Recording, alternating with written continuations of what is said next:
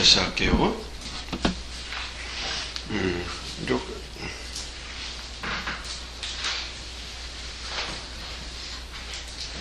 질문부터 시작할게요. 여러분은 다 구원을 받은 사람이라는 확신을 가지고 있나요? 네. 구원을 받은 사람이라는 확신을 가지고 있는 줄 알아요. 그리고 그렇기 때문에 오늘 예배를 드리는 것이죠. 그렇죠? 오늘 하나님을 예배할 때 우리는 사람들을 보지 않고 하나님을 보고 있어요. 그분을 향해서 찬양하고 그분 앞에서 말씀을 들어요. 자, 그럴 수 있는 것은 우리가 이미 구원받았다고 하는 아주 구체적인 증거일 거예요. 구원받지 않은 사람이 하나님을 향해서 인격적으로 온전하게 예배할 수 없어요. 하나님을 알고 그분을 향해서 예배할 수 있다는 것은 내가 지금 그리스도 안에서 거듭났다고 하는 아주 확실한 증거 중에 하나이기 때문이에요. 그러면은 어떻게 우리가 구원을 받았을까요? 한번 처음으로 돌아가 봐요.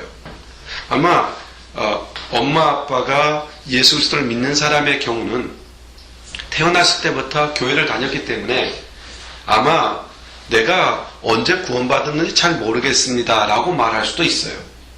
사실 그게 그렇기도 하고요. 하지만 이건 분명히 있어야 돼요. 예를 들어서 이제 조금 있으면 우리 서영이는 세례를 받겠죠. 그러나 이미 세례를 받은 사람의 경우는 세례 받기 전에 꼭 고백을 하죠. 예수 그리스도가 나의 구주며 주인이십니다.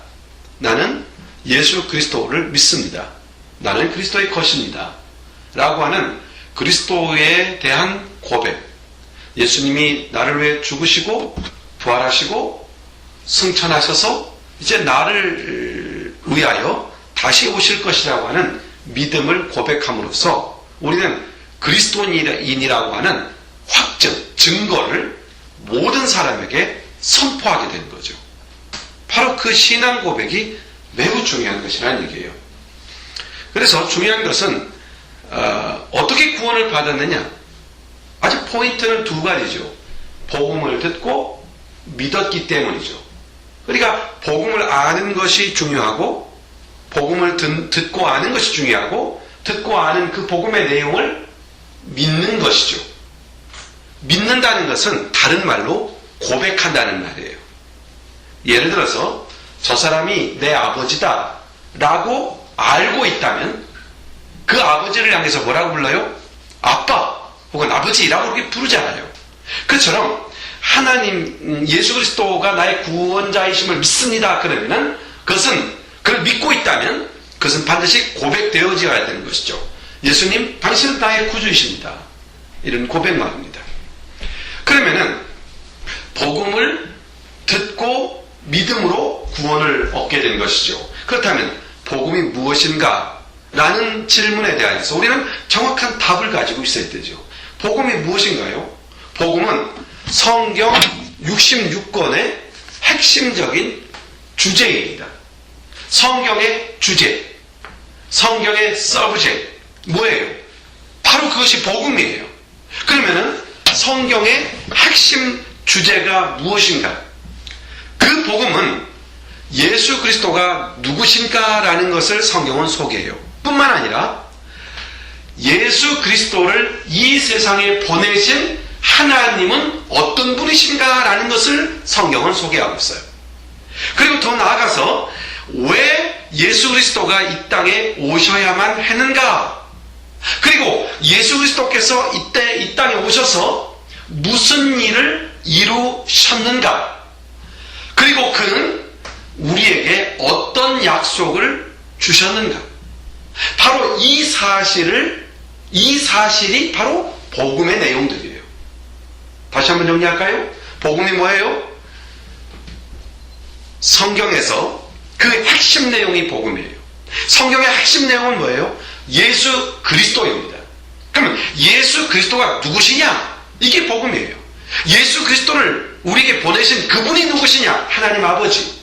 그분이 하나님, 그분은 누구신가를 소개해주고 있어요. 우리를 사랑하시고 우리를 구원받기로 작정하신 그분이죠.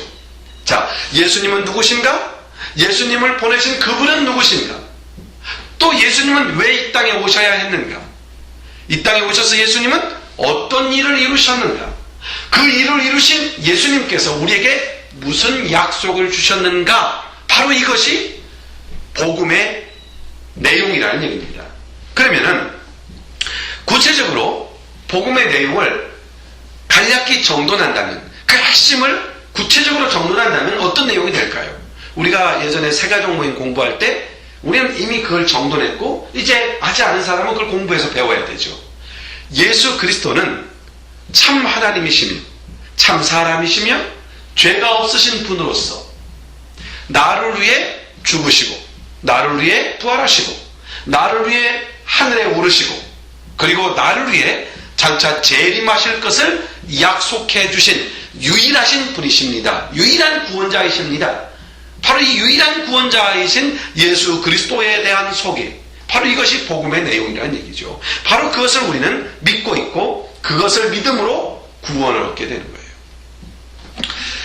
우리가 생각할 때 이제 구원을 얻는다 그러면은 내가 착한 행실이나 또는 마음의 정성을 담아서 하나님 앞에 예배하거나 또는 하나님 앞에서 뭔가 선한 행실을 위해서 봉사하고 희생하고 애쓴 어떤 수고나 노력을 통해서 나는 구원의 확신, 나는 구원받은 사람이라고 하는 확신을 가질 수 있다고 생각하는 경향들, 그런 생각을 하는 사람들이 있어요. 그러나 구원은 복음을 듣고 그 복음을 믿을 때, 복음을 듣고 그 복음을 믿을 때 구원을 얻게 되는 것이죠. 구원을 선물로 받게 되는 것이죠. 그러면은 왜 하나님께서는 구원은 오직 믿음으로만 받게 하신 것일까? 왜 구원을 하나님께서는 믿음으로만 구원을 얻게 하신 것일까? 이유는 간단해요. 사람이 그 어떤 노력이나 애씀을 통해서 의로워지거나 선해질 수 있는 가능성이 전혀 없기 때문이에요. 신학적으로 이런 말을 약간 어려운 말이긴 합니다만은 인간의 전적인 부패라고 말해요. 영어로 말하면은 man's total depravity라고 그러죠. 완전히 인간이 타락했다, 오염됐다. 자, 그래서 이것을 종교개혁자인 루터나 칼빈이 갖고 있었던 성경을 보는 아주 중요한 교리적 핵심 중에 하나.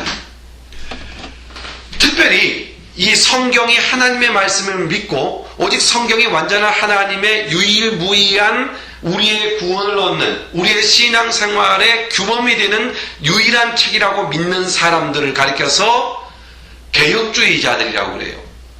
근데 이 개혁주의 신앙에 있어서 이 인간의 전적인 부패, 인간이 전적으로 부패했다, 전적으로 말하면 완전히 부패했다, 그런 뜻이기도 해요. 인간이 완전히 부패한 존재이다 라는 이 신앙적 고백은 대단히 중요해요. 다시 말해서 이 인간이 전적으로 부패했다 이 말은 사람은 전혀 선을 행할 수 없다 그런 의미는 아니에요. 왜냐하면 예를 들어서 어떤 사람이 물에 빠져 죽으려고 해요. 그럼 막 뛰어들어가서 죽으면 안 된다고 말리고, 또는 실수로 물에 빠져서 허우적거리는 사람이 있으면 뛰어들어가서 살려내고 싶은 마음이 있죠. 이게 선한 마음이죠. 어떤 할머니가 무거운 짐을 끙끙대고 지고 가면은 가서 들어줄 수 있는 마음이 있죠. 이것도 선행이죠. 어떤 사람이 자살하려고 해요. 그럼 만류하죠. 그거 안 됩니다. 그래서는 안 됩니다. 그러면서 그를 설득하고, 그러면 안 된다는 것을 가르쳐주고 그들을 바른 길로 인도해주고 싶어해요. 이거 다 선한 마음이죠. 다시 말해서 인간이 전적으로 부패했다 이 말은 인간은 선을 하나도 행할 수 없는 존재다 그런 의미가 아니라는 얘기예요. 그럼 도대체 인간이 완전히 부패했다 이 말은 무슨 뜻일까요? 두 가지의 의미를 갖고 있어요. 하나는 뭐냐면은 인간은 모두가 죄에 기울어져 있다. 자, 무게중심이 딱 있는데 인간은 이미 죄 쪽으로 이렇게 기울어져 있어요. 그래서 죄에서 기울어져 있기 때문에 인간은 스스로 수련하거나, 자, 죄에 기울어져서 죄에 빠져 있어요. 그런데 인간이 노력하고 애쓰고 힘쓰고 자기를 갈고 닦고 수양해서 이 죄에서 벗어날 수 있거나 이 죄에서 자유로울 수 있느냐? 전혀 그럴 가능성이 없다는 거예요. 그러니까 인간이 전적으로 부패했다고 하는 것은 순간적으로 양심을 따라 선을 행하거나 또 순간적으로 어떤 어려운 이들을 도와주는 이런 선행을 할 수 없다는 것이 아니라 그 모든 것들이 착하고 이타적인 다른 사람을 위해 줄 수 있는 그런 마음도 있지만 그것으로 그의 전체 존재가 선으로 바뀌어질 수 없다는 얘기예요. 그 자체가 약간의 양심적 선행의 행실이 결코 그 사람을 죄에서 자유하게 하거나 또는 완전한 선한 사람으로 만들 수 없다는 얘기예요. 그러니까 이 부분에 대하여 예수님도 정확하게 우리에게 말씀하신 바가 있어요. 선에 대하여 이야기할 때 겉으로 드러난 행동만 아니라 그 마음 속까지 의도까지 포함되어져 있는 선을 이야기해요. 그러니까 우리가 다른 사람 잠깐 도와주는 선행 이면에 그 마음 그 깊은 속에 본질적으로 우리에게 선이 있느냐라고 묻고 있는 거죠. 그렇게 물었을 때 사람에게는 선이 없다는 것을 알게 되는 거죠. 그래서 인간 스스로가 어떠한 선을 통해서 구원을 이루거나 착한 일을 통해서 완전한 착한 일을 이룰 수 있는 가능성이 전혀 없는 존재가 사람이다. 그러니까 한마디로 사람은 어떤 선한 일을 하기는 하는데 이게 진짜 선한 일인가? 라는 질문을 던졌을 때 글쎄요 라고 할 수밖에 없다는 얘기예요. 정확한 선의 선을 이게 선인지 이게 악인지를 구분할 수 있는 힘이 사람에게는 없어요. 근데 어떻게 완전한 선을 선택해 갈 수 있겠어요? 예를 들어서 구원이라는 게 뭐예요? 완전한 선함이에요. 그래서 구약 성경에 보면 율법을 지키면 구원을 얻어요. 율법 지키는 게 뭐예요? 선이에요. 착함이죠. 의로운 것이죠. 옳은 거예요. 그러니까 율법을 옳게 지키면 다 구원을 얻어요. 그런데 뭐예요? 사람은 율법을 다 지킬 수 있어요? 없어요? 불가능해요.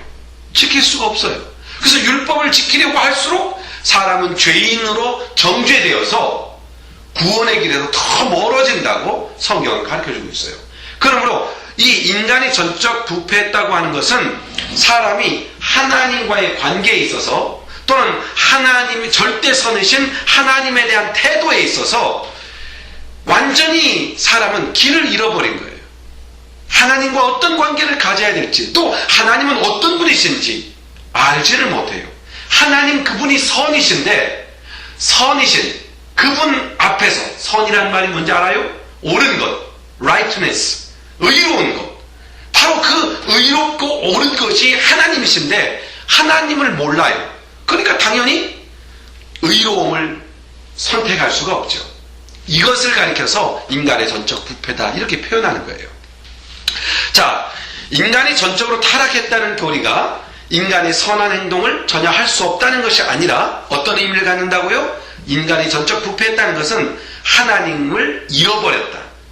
선의 기준을 갖지 못한다. 양심이 있어서 선한 것을 찾기도 하고 선한 것을 추구하기도 하지만 또는 선한 것을 행동으로 나타내기도 하지만 완전한 선, 정확한 선을 가질 수 있는 힘과 능력을 잃어버린 상태다. 이것을 인간의 전적 부패라고 말하는 거죠.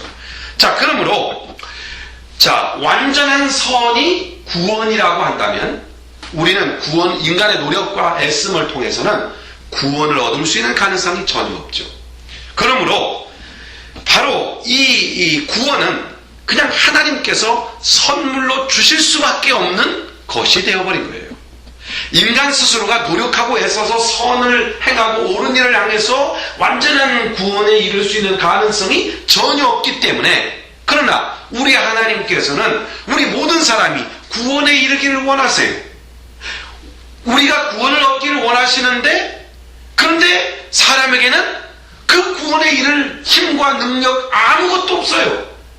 우리 하나님은 우리 인간이 구원에 이르기를 원해요.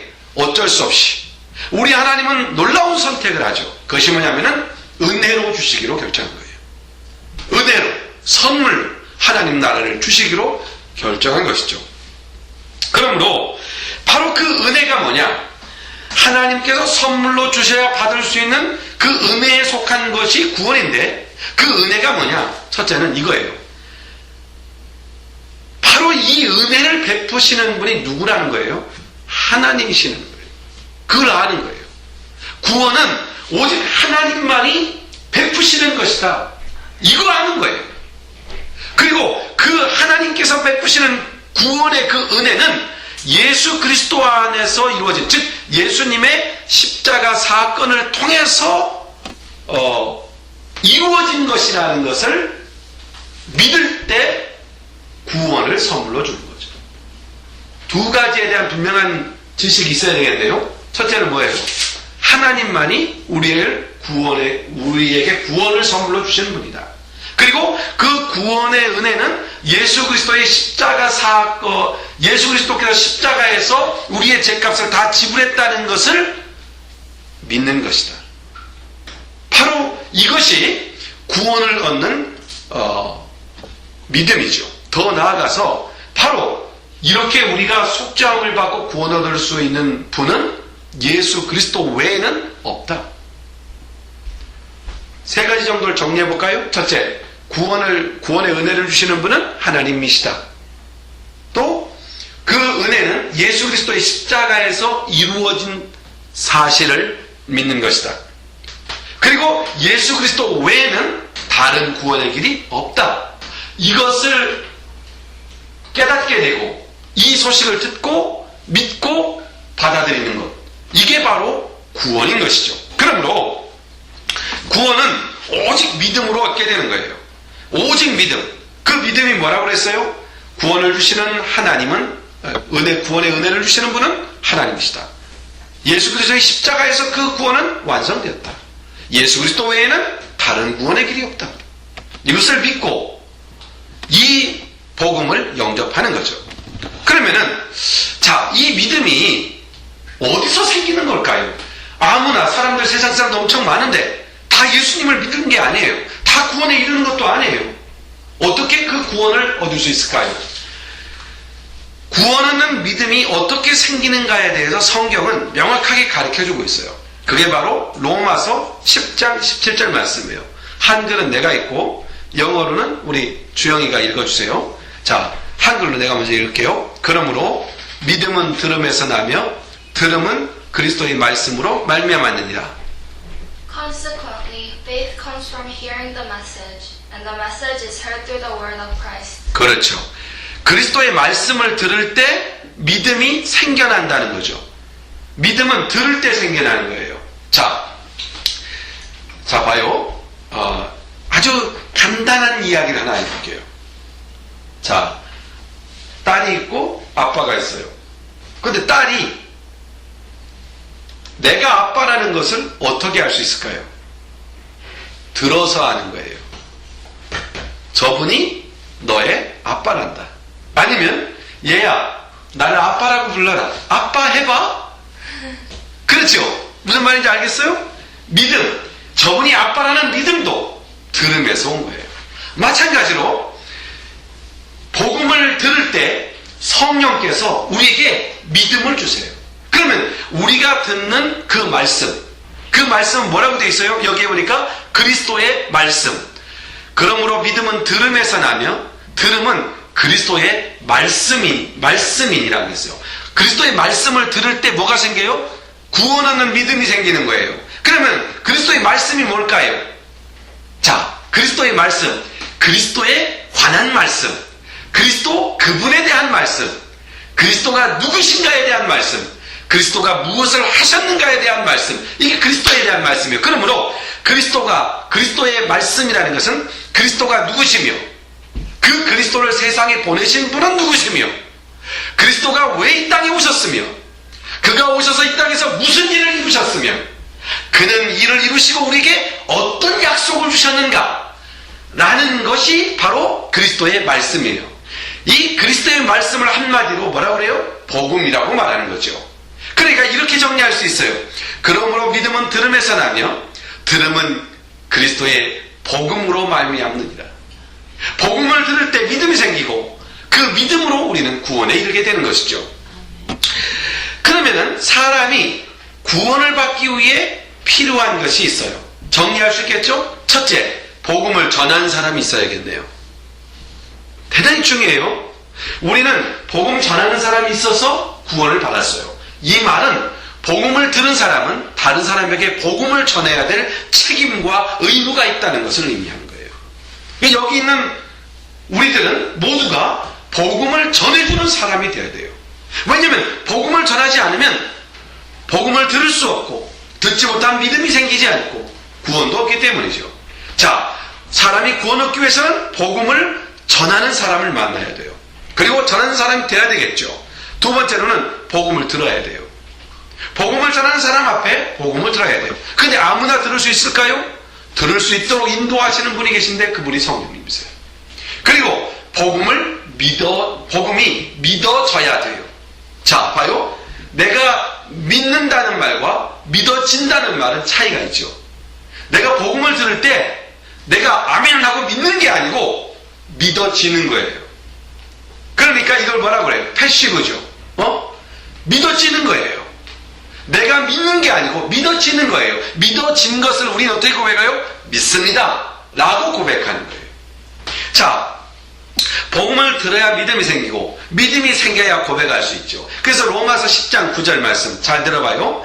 내가 만일 내 입으로 예수를 주로 시인하며 또 하나님께서 그를 죽은 자 가운데서 살리신 것을 내 마음에 믿으면 구원을 받으리라. 복음을 듣고 믿어지고 고백하게 되어지는 것, 이게 뭡니까? 구원받은 상태인 거예요. 자, 그런데 이 사실을 분명히 알아야 돼요. 이 사실, 어떤 사실일까요? 복음을 듣는 것, 믿음이 생기는 것, 고백할 수 있는 것도 엄밀히 본다면 우리의 결정이거나 내가 이해하고 내가 노력한 결과로서 되어지는 일이 아니라는 거예요. 다 이 부분도 성령께서 주도적으로 이끌어가는 거예요. 예를 들어서 복음을 전한다고 할 때도 복음을 전하도록 성령이 감동해 주셔야 전할 수 있는 거예요. 또 복음을 듣는 것도 성령께서 듣도록 도와주셔야 들을 수 있는 거예요. 그리고 들은 말씀을 믿어지는 것도 내가 믿고 싶어서 믿는 게 아니라 성령께서 믿어지도록 해야 믿어지는 거예요. 로마서 10장 15절 말씀 봐요. 이렇게 말씀합니다. 보내심을 받지 아니하였으면 어찌 전파하리요? 무슨 말씀이죠? 잘 들어봐요. 보내심을 받지 않았다면, 그러니까 누군가 보내야 된다는 얘기예요. 어떤 사람에게 복음을 전하려면 누가 허락해줘야 돼요. 보내줘야 돼요. 그 사람한테. 그리고 요한복음 15장 16절에 너희가 나를 택한 것이 아니요 내가 너를 택하여 세웠나니. 복음을 전하는 사람도 듣는 사람도 주님께서 택하여 세우셔야 되는 거예요. 오늘 박 목사가 여기서 복음을 전하는 것도, 이 말씀을 듣는 것도 하나님께서 허락하여야만 되는 것이라는 얘기예요. 성령의 인도 가운데 있다는 얘기예요. 또 로마서 8장 30절에 또 미리 정하신 그들을 또한 부르시고, 미리 누가 정해요? 하나님께서. 그를 부르시고 또 누가 불러요? 하나님께서. 그 다음 부르신 그들을 또한 의롭다 하시고 누가 의롭게 만들어요? 하나님께서. 그리고 그들을 또한 영화롭게 하실 것이다. 영화롭게 하셨다. 누가요? 성령 하나님께서. 자, 그리고 핵심적으로 고린도전서 12장 3절에 보면 이렇게 말씀해요. 성령으로 아니하고는 누구든지 예수를 주시라 할 수 없느니라. 예수님을 주님, 난 믿습니다. 예수님을 영접하겠습니다. 이것도 누구의 도움이 없이는, 성령님이 아니고서는, 성령님의 도움이 없이는. 그러니까 이 사실을 분명히 알아야 돼요. 내가 구원을 얻게 된 것도, 내가 복음을 갖게 된 것도 다 누구의 은혜예요? 성령님의 은혜예요. 하나님께서 우리를 그렇게 하신 거예요. 그래서 우리는 무한히 감사할 수밖에 없어요. 구원은 전적으로 성삼위의 하나님께서 우리에게 주시는 선물이라는 것이죠. 그래서 이 사실을 예배소 8장 9절에 예배소 2장 8절로 9절에 이런 말씀을 하죠. 여기도 한글로도 있고 영어로도 읽기를 원해요. 내가 한글로 먼저 읽을게요. 너희는 그 은혜에 의하여 믿음으로 말미암아 구원을 얻었으니 이것이 너희에게서 난 것이 아니요 하나님의 선물이라. 행위에서 난 것이 아니니 이는 누구든지 자랑하지 못하게 하려 함이니라. 그렇게 말씀했죠. 한번 영어로도 읽어봐요. For it is by grace you have been saved through faith. And this is not from yourselves, it is from God, not by works, so that no one can boast. 그렇죠. 복음을 하나님의 선물이지 내가 노력하고 애써서 얻어내는 게 아니라는 거예요. 구원은 선물이에요. 그래서 감사한 거예요. 그래서 너무너무 감사한 거예요. 난 자격도 없고 나는 받을 만한 준비한 것도 아무것도 없는데 그냥 허락해 줬어요. 이게 선물이죠. 그렇죠? 선물이에요. 자, 이제 우리는 복음을 들었고 믿게 되었고 구원을 받게 되었습니다. 우린 다 구원 안에 있죠. 천국 백성이 되었고 하나님의 자녀가 되었고 장차 하나님의 나라를 우리는 갖게 될 거예요. 그 나라에 들어갈 거예요. 자, 이렇게 구원받은 하나님의 자녀가 이제 구원받은 하나님의 자녀가 되었죠. 우린 다 하나님의 구원받은 사람이고 이 땅에 얼마만큼 머물러 있다가 하나님 나라로 무빙할 거예요. 무빙할 거예요. 우리는 죽음이 없이 주님 앞에 무빙할 거예요. 주님 나라로. 그러면은 무빙하기까지 이 땅에 살아야 되죠. 하나님의 자녀로서 그리스도의 제자로서 이 땅을 살아야 돼요. 바로 이 세상을 하나님의 자녀로 살아가는 새로운 삶의 방식, 이것을 가르쳐서 뭐라고 그래요? 신앙생활이라고 그러는 거예요. 다시 한번 정리할게요. 구원받은 하나님의 자녀가 이 세상을 살아가는 새로운 삶의 방식이 바로 뭐예요? 신앙생활이에요. 그러면은 신앙생활의 핵심이 뭘까? 자, 이거 오늘 설교의 포인트예요. 자, 신앙생활이라는 게 도대체 뭘까? 신앙생활, 우리 그리스도인이 이 땅을 살아갈 때 절대적으로 알아야 되는 세 가지 아주 중요한 핵심이 있어요. 첫째가 뭐냐면 그리스도와 함께 그리스도와 동행하는 거예요. 동행한다. 동행. 동행이라는 말이 한문으로 쓰면 한 가지 동자, 한 가지 동자를 써요. 행자는 행한다 그런 뜻이에요. 함께, 한 가지, 하나가 되어서 행하는 거예요. 이게 동행이에요. 동행이라고 하는 것은 신앙생활에서 너무너무 중요한 말이에요. 동행한다는 게 뭘까요? 그저 동행이 단순히 함께 걸어가 주는 걸까요? 함께 한 방향으로 그냥 걸어가는 것? 그게 동행일까요? 그렇지 않아요. 동행이라고 하는 것, 동행, 함께 간다는 것. 이 동행이라고 하는 것은 한 방향으로 함께 나아가며 나누고 돕고 의지하고 격려하고 함께 기뻐하고 함께 즐거워하는 이 모든 것을 가지고 있는 것을 뭐라고 그래요? 동행이라고 하는 거예요. 그러므로 동행은 다른 말로 요즘 우리 학생들 말로 바꾼다면 이렇게 바꿀 수 있어요. 동행은 친구가 되는 거예요. 친구가 되는 거죠. 주님은 이런 말씀을 했어요. 요한복음 15장 14절에 내가 명하는 대로 행하면 너희는 나의 친구라 그랬어요. 주님과 동행한다는 것은 어떤 것일까요? 주님과 동행한다는 것은 어떤 것일까요? 자, 잘 생각하고 첨언해봐요. 주님과 동행한다는 것은 그의 말씀을 듣는 거예요. 그가 뭐라고 말하는지 듣는 거예요.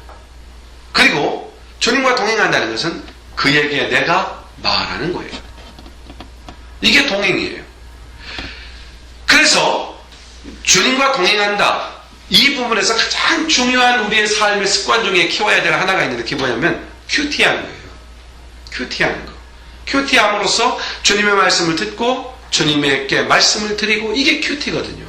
큐티는 가만히 앉아서 명상하고 있는 시간이 아니라 끊임없이 주님과 대화하는 시간이에요. 그리스도와 동행할 때 성령께서 우리 안에서 놀라운 일을 하세요. 그게 뭐냐면 먼저 성령님은 우리 안에서 하나님의 뜻을 깨닫게 하세요. 그리고 성령님은 우리의 삶을 인도해 가고 성령님은 우리의 필요를 알게 하시고 우리를 도와주세요. 성령님이 그 일을 해요. 비록 우리가 주님과 함께하는 이런 습관이 잘 길들여지지 않아서 그분의 소리가 잘 들리지 않을 때도 있지만 우리가 모든 걸 내려놓고 예를 들어서 오락하고 친구 만나고 친구와 통화하고 게임하고 또 맛있는 걸 먹고 부산스럽게 움직이고 이런 걸 다 내려놓고 오직 하나님 당신 앞에만 있습니다 하고 그의 음성을 바라면 주님의 음성을 들을 수가 있어요. 안 들리는 게 더 이상한 것이라고 성경은 말해요. 바로 그래서 그 시간이 필요해요. quiet time. quiet time 뭐예요? 아주 조용한 시간이죠. 아주 소음이 없는 시간이죠. quiet. 아무 소음이 없는, 세상의 소음을 다 내려놓고 오직 하나님의 음성에만 집중하는 것. 이게 바로 큐티죠. 말씀을 펴놓고 하는 시간이에요. 그때 주님의 음성을 듣고 우리는 주님께 말씀드릴 수가 있죠. 동행에 있어 가장 중요한 하나의 핵심을 찝으라고 한다면 큐티하는 습관일 거예요. 그리고 신앙생활이 뭐죠? 자, 첫째 신앙생활은 그리스도와의 동행이라고 그랬어요. 이스라엘에서 난 신앙생활을 한다. 나는 그리스도와 동행한다. 그리스도와 함께한다. 이 의식을 갖고 있으면 신앙생활을 하고 있는 거예요. 그리고 두 번째는 신앙생활이 뭐냐면 그를 닮는 거예요. 예수님을 닮는 거죠. 그래서 어떻게 닮아요? 그의 언어, 정직성, 진실함 담긴 그 언어, 그리고 그의 인격, 균형 잡힌 인격, 아는 것과 느끼는 것과 행동하는 것들의 균형, 그리고 그의 가치. 정말 중요한 게 뭘까? 이 세상에 가장 중요한 게 뭘까? 그 가치를 배우는 거죠. 그리고 그리스도를 닮는다는 것은 그의 생각, 그분의 생각은 항상 거룩했어요. 거룩한 마음, 착하고 선한 마음, 그의 사역, 목적, 목표, 그의 온유한 마음을 배우고 닮아가는 것, 이런 것들이 바로 우리 그의 신앙생활이죠. 그럼 봐요. 좀 구체적으로 깜짝 놀라는 것은 자녀들은 부모를 닮는 거죠. 알게 모르게 너무너무 잘 닮아요. 그대로 닮아요. 동행하기 때문이에요. 그것처럼 우리가 예수님을 닮는다, 예수님을 닮는 사람이다, 이게 바로 신앙생활이다, 이걸 알고 있다면 이렇게 대입할 수 있죠. 예를 들어서 A라는 친구를 만났어요. A라는 친구를 만나서 그와 대화할 때 이렇게 질문할 수 있죠. 예수님이라면 이 친구와 어떤 관계를 가져가실 것일까? 내가 정말 미워하는 어떤 사람이 있어요. 그러면 예수님이라면 이 미워하는 사람을 어떻게 대면할까? 그래서 예수님을 모델로 그리고 그 예수님을 닮아가는 거예요. 이게 바로 신앙생활이에요. 그래서 신앙생활은 은혜로 하지만 신앙생활은 누가 하는 거예요? 내가 하는 거예요. 자, 주님이 나와 함께 하세요? 내가 주님과 함께 하셔야 돼요. 이게 신앙생활이에요. 주님은 약속대로 우리와 함께 하는데 내가 함께 하지 않으면 신앙생활이 안 돼요.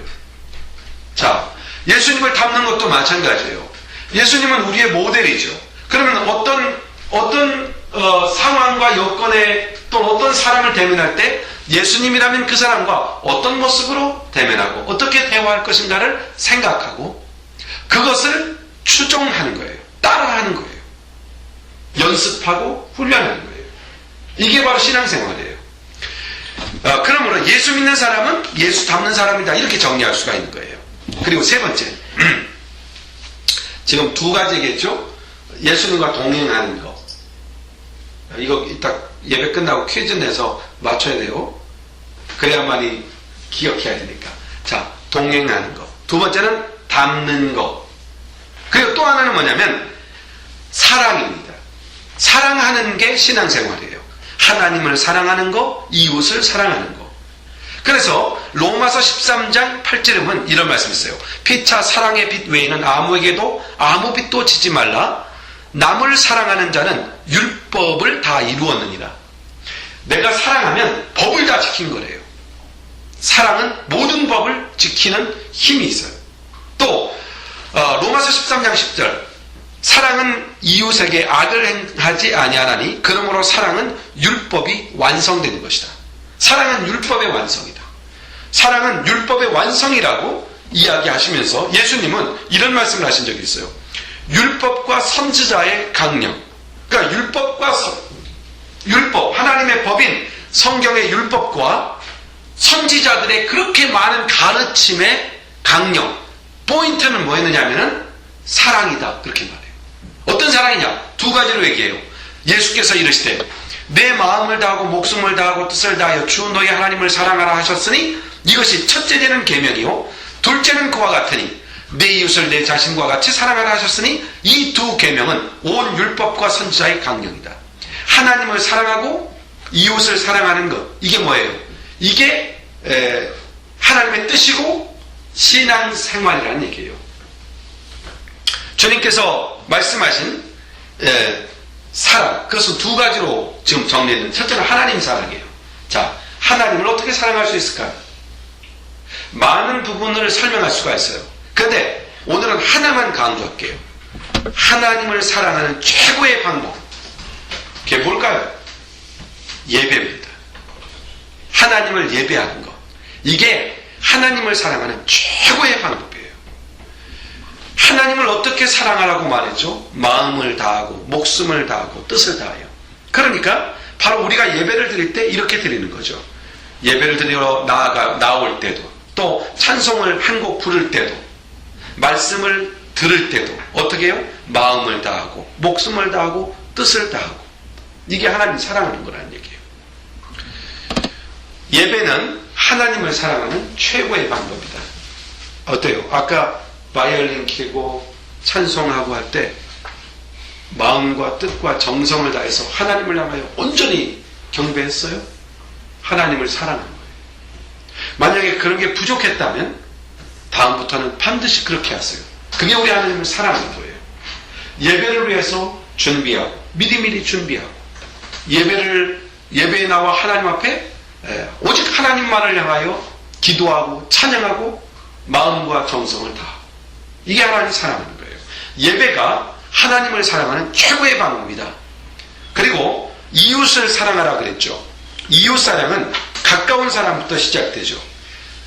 우리의 가장 가까운 이웃은 가족이에요. 그러니까 가족을 위해 희생할 줄 아는 것이 사랑이고, 가족을 진심으로 사랑하는 사람은, 내 가족을 진심으로 사랑하는 사람은 다른 가족이 소중하다는 걸 알아요. 내 가족을 소중하게 여기는 사람은 다른 가족을 소중하게 여길 줄 알아요. 오늘 본문에 뭐라고 그랬어요? 주님이 어떻게 사랑하라고요?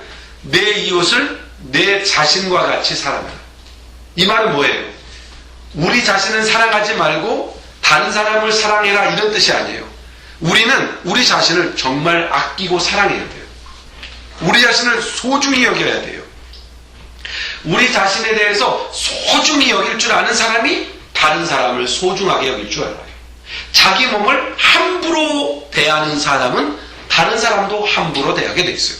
그러나 자신을 소중한 것으로 아는 사람은 다른 사람도 소중한 것을 알기에 소중하게 대하게 되는 거죠. 가장 가까운 이웃이 어디라고? 가족이에요. 패밀리.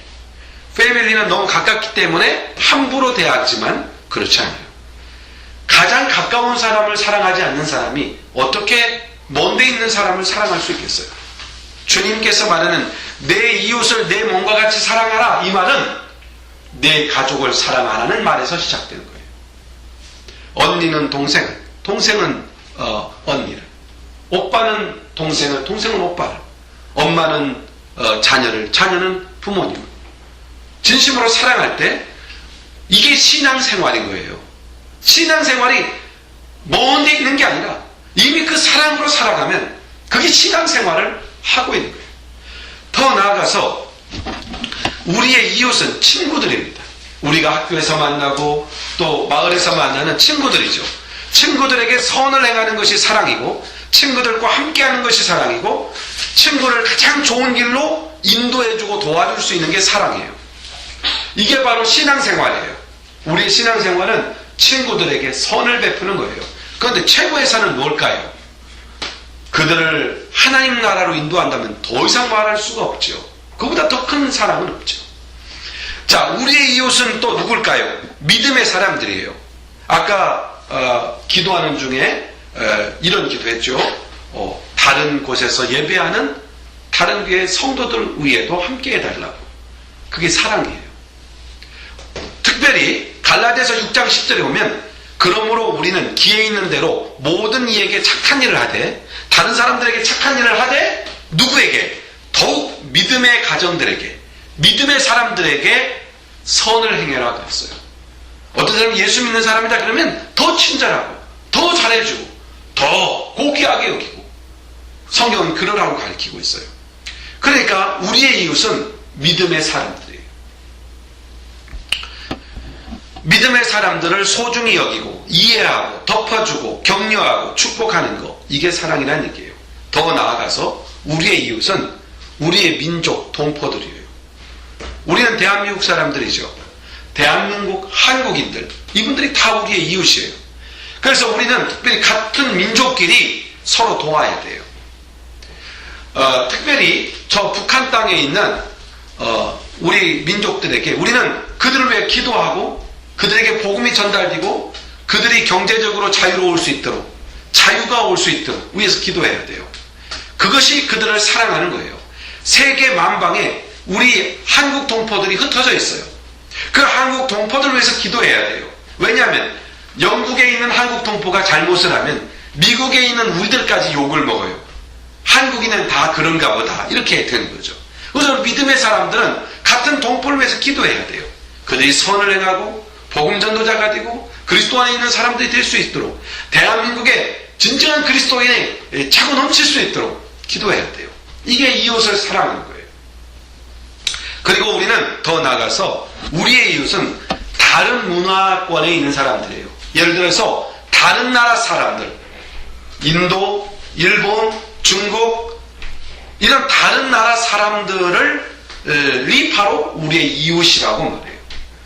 우리는 다른 문화권, 다른 나라의 복음을 전하는 선교사님들을 위해서 특별히 그래서 많이 기도해야 돼요. 그들은 이웃사랑을 실천하기 위해서 복음 전도를 하려고 우리 대신에, 내가 가야 할 그곳에 대신해서 가서 사역하기 때문에 그들을 위해 기도하고, 기회 된다면 이제 자라나서 열심히 일해가지고 돈을 벌면 돈 중에 11조는 하나님 앞에 드리고 10의 1조는 선교사님 드리고 10의 1조는 또 불쌍하고 가난한 사람들을 도울 수 있는 그런 마음을 가져야 돼요. 그럼 하나님이 그 사람에게 더 축복해 주지 않겠어요? 이 이웃 사랑이에요. 특별히 그들을 후원하고 그들을 위해 기도하는 것, 다른 민족들을 위한 사역자를 위해 기도하는 것, 그리고 그 다른 민족들이 주께로 돌아오기 위해서 기도하는 것, 이 이웃 사랑이에요. 그리고 우리의 이웃은 내 도움을 필요하는 모든 사람들이에요. 내 이웃은 작은 것이라도 가진 것을 나누어 주는 것이 사랑이고, 그리고 작지만 도와주고 격려해주고 위로해주는 게 사랑이에요. 요즘 거리에 가면은 구세군 이렇게 띵동띵동 하면서 모금하죠. 호주머니에 50센트짜리 하나, 50센트짜리는 없죠. 그건 뭐 기념주화죠. 그건 비싼 거니까. 25센트 주화 2개를 넣더라도, 하다못해 10센트를 넣더라도, 한 원달란트를 넣더라도, 또는 큰맘 먹고 10불짜리를 넣더라도, 그런 작은 베품이 이웃을 사랑하는 거예요. 진짜 사랑은 어떤 것이냐면 내가 무엇을 줄 수 있는 게 사랑이기도 하죠. 어떻게 본다면. 근데 엄밀히 따지면 내가 무엇을 주는 것이 사랑이 아니라 그 사람이 필요로 하는 것을 주는 게 사랑이에요. 무슨 말인지 알겠어요? 상대가 필요로 하는 것. 어느 날 길거리 걸어가는데 헐벗은 거지 한 분이 구걸을 해요.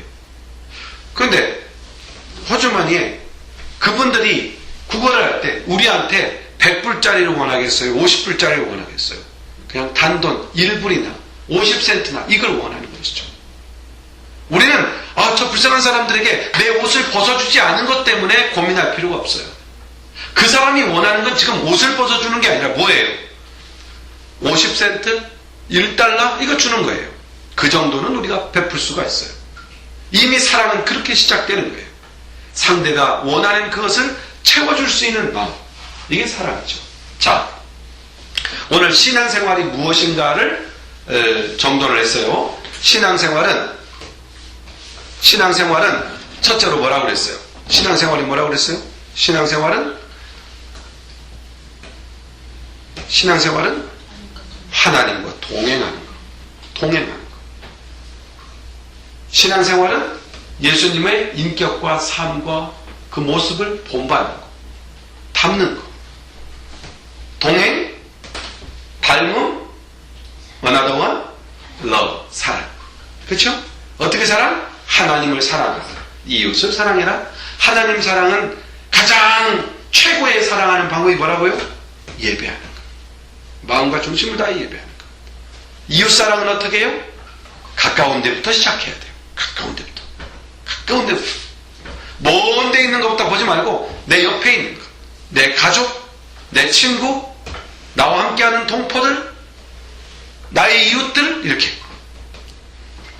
그리고 사랑은 내가 주도적인 게 아니라 상대가 원하는 것을 해줄 수 있는 마음이 사랑의 모습이에요. 우리는 하나님의 자녀이고 또 그리스도의 제자로서 이 세상을 살아갑니다. 이게 신앙생활이에요. 하나님의 자녀로 그리스도의 제자로 이 땅에서 살아가는 새로운 삶의 방식. 이게 뭐예요? 신앙생활이에요. 하나님의 자녀로 그리스도의 제자로 이 세상을 살아가는 이 신앙생활의 여정 가운데 이 신앙생활은 구체적으로 어떤 모습을 갖느냐? 그리스도와 함께하고 그리스도를 닮아가고 하나님을 사랑하고 내 이웃을 사랑하는 것으로 나타난다고 했어요.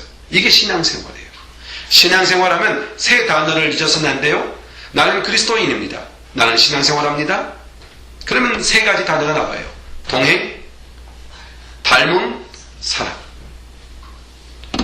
하나님을 최고로 사랑하는 방법이 뭐예요? 예배. 이웃을 최고로 사랑하는 방법이 뭐예요? 복음 전도예요. 복음을 주는 거죠. 주님과 동행하고 주님을 닮아가고 하나님을 사랑하며 이웃을 사랑하며 살아가는 이런 새로운 방식의 삶. 이렇게 새롭게 삶을 살아가기로 결정한 사람들. 이게 바로 그리스도인이고 우리의 모습입니다. 기도하겠어요? 하나님 아버지 감사합니다. 오늘 주일 예배를 통해서 우리에게 구원과 신앙에 대해서 살폈습니다. 은혜로 구원을 얻고 큰 놀라운 은혜로 구원을 얻고 그리고 우리는 신앙의 생활을 해갑니다. 예수 그리스도 안에서 구원받은 자가 하나님의 자녀의 신분으로 그리스도의 제자의 직분을 가지고 이 땅을 살아가는 새로운 삶의 방식이 신앙생활이라고 했는데 이 신앙생활의 모습은 그리스도와 함께 그리스도를 닮음으로 하나님을 사랑하고 이웃을 사랑하며 살아가는 것이라고 했습니다. 하나님 아버지, 오늘 함께 모여 이 말씀을 듣는 모든 이에게 이 놀라운 신앙생활의 은혜와 축복을 충만하게 누리게 하여 주옵소서. 예수님의 이름으로 기도하옵나이다. 아멘. 아멘. 우리 하나님 앞에 찬송 드립시다. 찬송가는